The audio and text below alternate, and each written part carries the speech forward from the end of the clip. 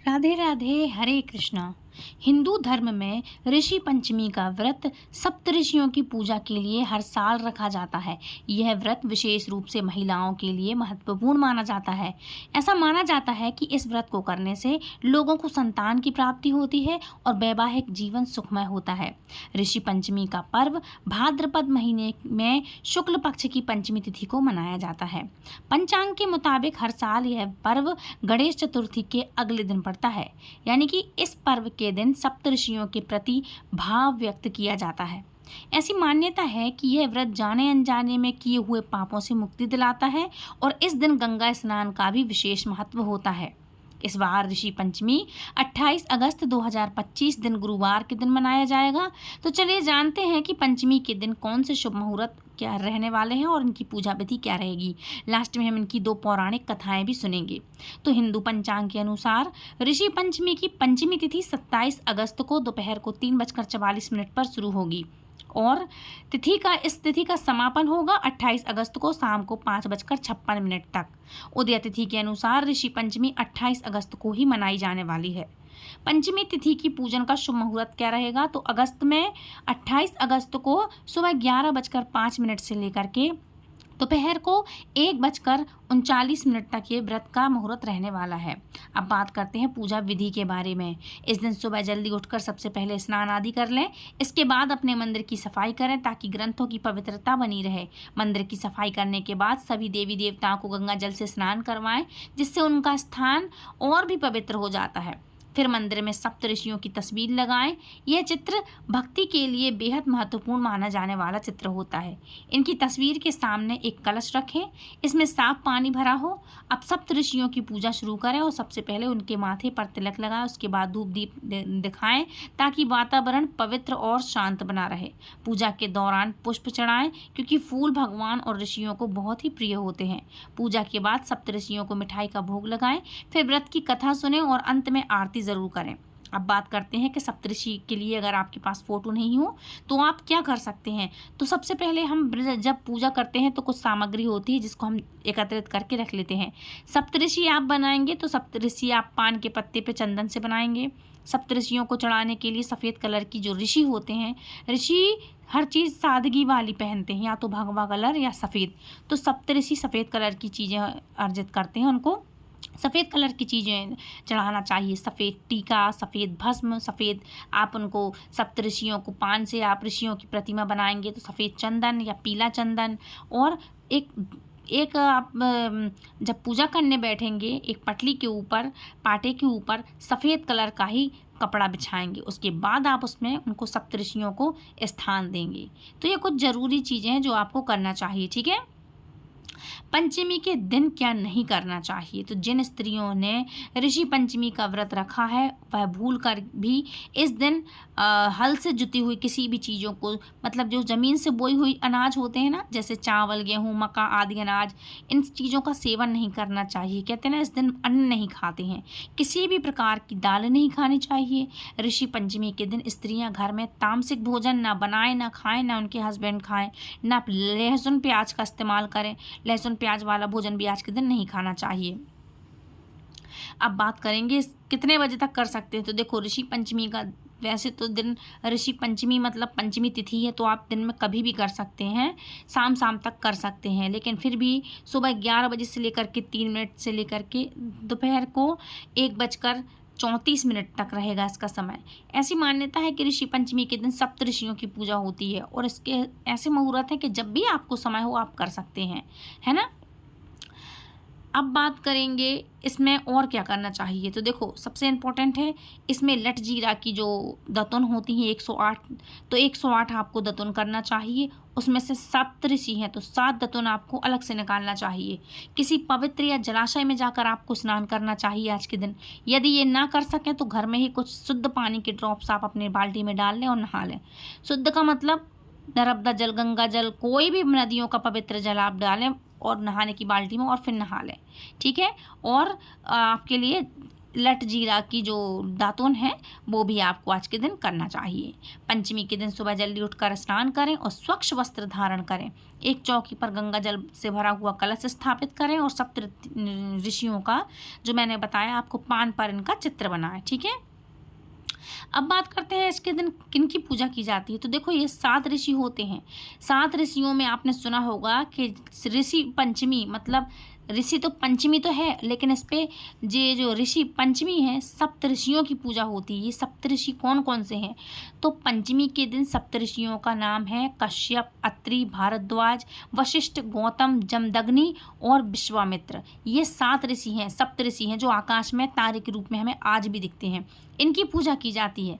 मान्यता है कि इस दिन व्रत को रखने से परिवार में सुख शांति आती है। और सबसे इम्पोर्टेंट तो ये है कि ये औरतों के लिए बहुत ज़रूरी होता है ये व्रत। जो औरतें रजस्वला धर्म से होती हैं तो उनके लिए जाने अनजाने में ही अगर हमसे कितने सारे पाप हो जाते हैं, हम रसोई में जाते, कहीं पे भी जाते, कुछ भी काम करते हैं, तो ये पाप ही हैं एक तरह के।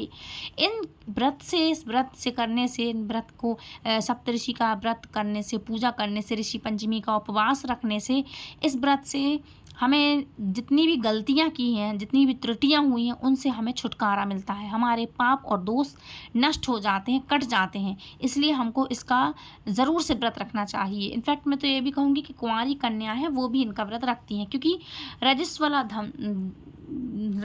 रजस्वला से कौन लड़की नहीं होती, मतलब पीरियड्स जिनके आते हैं, कौन लड़की नहीं होती, हर कोई होता है। इसलिए सभी के लिए व्रत को करना चाहिए। ठीक है, अब बात करेंगे इसकी पौराणिक कथा क्या है। लेकिन एक बात और बता दूं, जब भी आप कोई भी व्रत रखते हैं तो सबसे पहले जब आप पूजा घर में आएंगे तो दीपक जला के आप किसी भी व्रत का संकल्प जरूर करिएगा। संकल्प के बिना कथा व्रत अधूरा रहता है, उसका पुण्य नहीं मिलता हमें। और किसी भी व्रत की कथा ज़रूर से पढ़िएगा। तो हम शुरू करते हैं इसकी व्रत कथा क्या है। तो पौराणिक कथा के अनुसार एक बार धर्मराज युधिष्ठिर ने भगवान श्री कृष्ण से कहा कि हे जनार्दन, कृपया करके आज मुझे उस व्रत को विधि सहित बतलाइए जिसके करने से नारी जाति के अनेक पापों से मुक्त होकर के अनेकों यज्ञों का पुण्य फल प्राप्त अंत में भगवान विष्णु आदि देवताओं के लोक में निवास कराती है।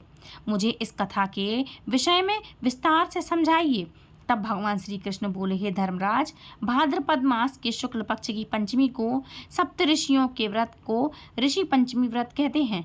इस व्रत के करने से स्त्री रजस्वला से मुक्त होती है, अर्थात रजस्वला स्त्री से जाने अनजाने में अनेक त्रुटियां हो जाती हैं। उन त्रुटियों के कारण से नारी को जीवन में अनेकों कष्ट उठाने पड़ते हैं। उन कष्टों के निवारणार्थ हेतु, मतलब उन कष्टों के निवारण हेतु यह ऋषि पंचमी का व्रत किया जाता है। यह अत्यंत पावन व्रत है। इसको अत्यंत पवित्रता के साथ करना चाहिए। इस व्रत के करने में किसी भी प्रकार की त्रुटि नहीं होनी चाहिए, क्योंकि जब देवराज इंद्र ने वृत्रासुर नामक राक्षस को मारा था तब उन्हें ब्रह्म हत्या का पाप लगा था। उस समय ब्रह्म हत्या के 4 भाग करके, एक भाग स्त्री के रज में, दूसरा नदी के फेन में, तीसरा पर्वतों में, चौथा भाग अग्नि की प्रथम ज्वाला में और विभक्त किया गया था। और इससे हर वर्ण जाति की नारी को रजस्वला होने से पहले दिन चंडालनी, दूसरे दिन ब्रह्मघातनी, तीसरे दिन धोबिन के समान दोषी माना जाता है। इससे उन दिनों में किसी भी वस्तु का छूना मना होता है। छूने से वह वस्तु अपवित्र होकर के दूषित होती है। इस ऋषि पंचमी व्रत के करने से वह दोष मुक्त होकर के नारी मोक्ष को प्राप्त होती है तथा पवित्र हो जाती है। हे राजन, विदर्भ देश में एक शयनजित नाम का अत्यंत प्रतापी, यशस्वी तथा न्यायप्रिय राजा था। उसी राज्य में एक सुमित्र नाम का विद्वान ब्राह्मण था। उसकी पत्नी, जिसका नाम जयश्री था, ऋषि कार्य में अचानक रजस्वला धर्म को प्राप्त हो गई और वह समय अनुसार भोजन आदि प्रत्येक वस्तु छूती रही। इस प्रकार समय पूरा होने पर दोनों ही पति पत्नियों की मृत्यु हो गई। मरने के बाद पुनर्जन्म में ब्राह्मणी को कुतिया का जन्म मिला तथा ब्राह्मण को बैल का जन्म मिला। अपने तप के प्रभाव से दोनों को अपने पूर्व जन्म की पूरी बातों का स्मरण था। वह दोनों अपने ही पुत्र के घर पर पल रहे थे। एक दिन श्राद्ध पक्ष में ब्राह्मण पुत्र ने अपने पिता की श्राद्ध तिथि के दिन विधि पूर्वक ब्राह्मण भोजन किया तथा अपनी पत्नी को अत्यंत स्वादिष्ट पकवान बनाने की आज्ञा दी। इधर ब्राह्मणी की जो पुत्रवधू ने विधिवत पकवान, खीर आदि भोजन बनाकर तैयार किए। दुर्भाग्य से उस खीर में एक सर्प ने विष उगल दिया। यह हाल ब्राह्मणी जो कुतिया की योनि में थी वो सब कुछ देख रही थी। उसने सोचा कि यदि ब्राह्मण यह भोजन करेंगे तो वह समाप्त हो जाएंगे, मतलब मर जाएंगे। इससे मेरे पुत्र को ब्रह्म हत्याओं का भारी पाप लगेगा। इस प्रकार से सोचकर अपनी पुत्र वधू की दृष्टि बचाकर उस कुतिया ने खीर को जूठा कर दिया। तब बहू ने उस कुतिया को कोठरी में बंद करके इतना मारा कि उसकी कमर तोड़ दी तथा खीर फेंक कर दोबारा दूसरी खीर बना ली। फिर श्राद्ध करके ब्राह्मणों को भोजन करवाया और रात को कुतिया ने अपने पूर्व पति बैल को जाकर जो भी दिन में उस पर बीती थी वह सब कुछ बता दिया। तब वह बैल बोला, हे प्रिय, क्या बात हुई? किस कारण से लाठी मार कर तुम्हारी कमर तोड़ी? वह सारी कथा मुझे विस्तार से बताओ।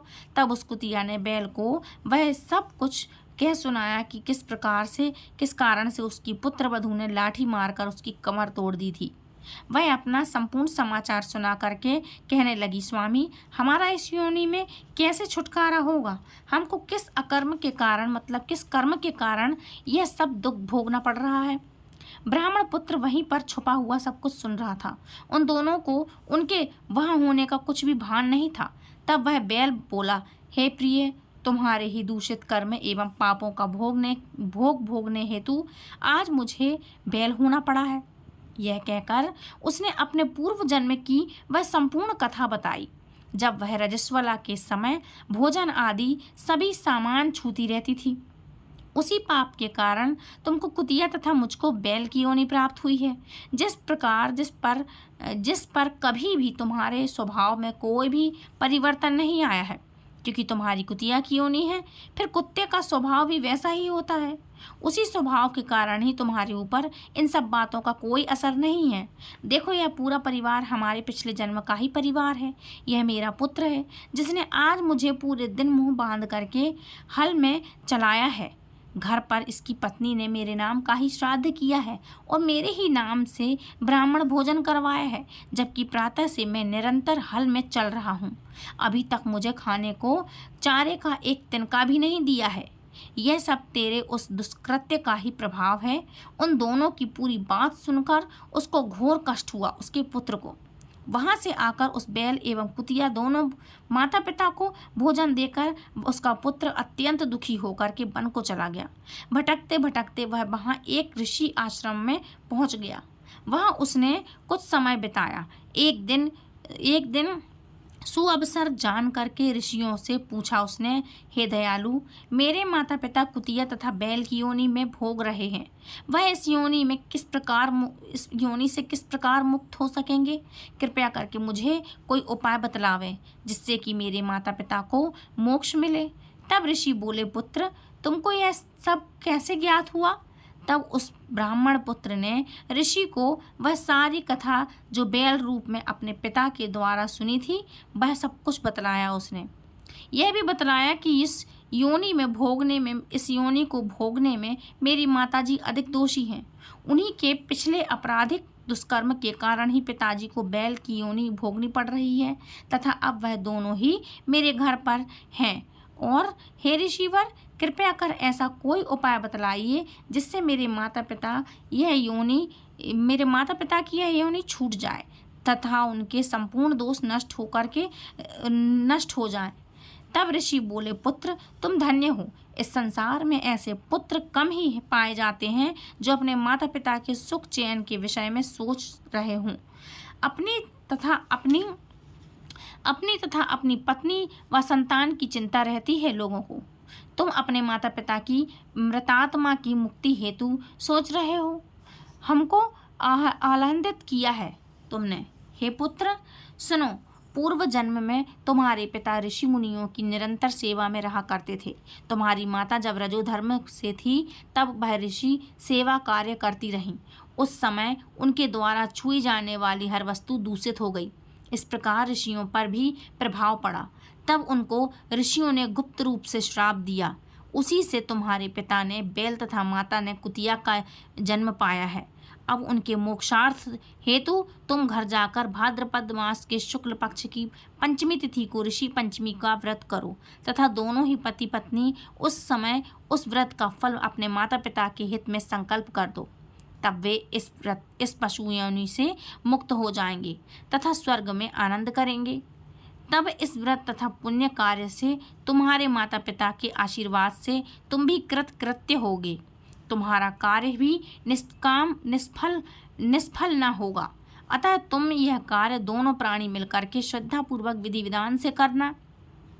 ऋषियों की बात को सुनकर ब्राह्मण पुत्र अपने घर आया तथा पत्नी को संपूर्ण समाचार बतलाया। पत्नी की सहमति से दोनों ने उस व्रत को भाद्रपद मास की शुक्ल पक्ष की पंचमी को अत्यंत श्रद्धा भाव से विधि पूर्वक किया तथा पंडित जी को बुलवाकर उस व्रत के फल का संकल्प अपने माता पिता के लिए किया, जिसके प्रभाव से वह दोनों ही अपनी पशु योनि से मुक्त हुए तथा विमान द्वारा देवलोक को प्रस्थान कर गए। हे राजन, जो नारी इस व्रत का संपूर्ण विधि से के साथ अत्यधिक श्रद्धा भाव से पालन करती है तथा सप्तऋषियों का पूजन आदर सहित करती हैं, वह भयंकर रजस्वला दोष से मुक्त होकर के धन धान्य पुत्र पौत्रवान आदि का सुख भोगती है और सौभाग्यवती होकर के अमर पद को प्राप्त करती है।